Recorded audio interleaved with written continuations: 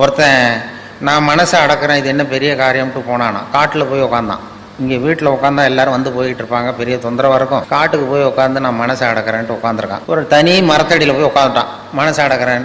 அங்கே போனால் எதிர்த்தாப்புல ஒரு பொண்ணு நடன பள்ளிக்கு போய்கிட்டு இருக்கு. ஒரு ஒத்தையடி பாதை, அங்கே ஒரு டான்ஸு ஸ்கூல் ஏதோ ஒன்று இருக்குது. அதில் தினம் பயிற்சிக்காக தினம் 8 மணி, காலையில் 8 மணிக்கு அந்த அம்மா போயிட்டு இருக்கு, நடன அம்மா. அது இவன் பார்த்தான், இது ஏதரா இவ்வளவு தூரம் வந்து இங்கேயும் நமக்கு மனசு கட்டுப்படுத்த கஷ்டமாக இருக்குது, இந்த பொண்ணு போகுது இந்த பக்கம் அப்படின்னு சொல்லி மறுநாள் ஒரு துணி எடுத்து கட்டிவிட்டான் கண்ணை.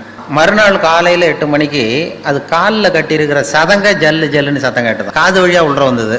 அப்புறம் காதையும் ஒரு துணியை போட்டு கட்டி விட்டான், இனிமேல் ஒன்றும் கவலை இல்லைன்னு. மறுநாள் காலையில் 8 மணிக்கு அது தலையில் வச்சிருக்கிற பூ வாசம் அடிச்சிருக்கு லேசா, ஏதா மூக்கும் தொந்தரவு பண்ணுதுன்னு அதையும் கட்டி விட்டான். கண்ணு இதில் இது என்ன பெரிய மனசை அடக்கிறது பெரிய காரியம், கண்ணுக்கு அது மூக்கு கட்டியாச்சு, எல்லாத்தையும் கட்டி விட்டு இனிமேல் ஒன்றும் பிரச்சனை இல்லைன்னு உட்காந்துட்டான். மறுநாள் காலையில் 8 மணிக்கு சரியா 8 மணிக்கு அவன் மனசு நினைச்சுதான் இந்நேரம் அவ போயிட்டு இருப்பா அப்படின்னு.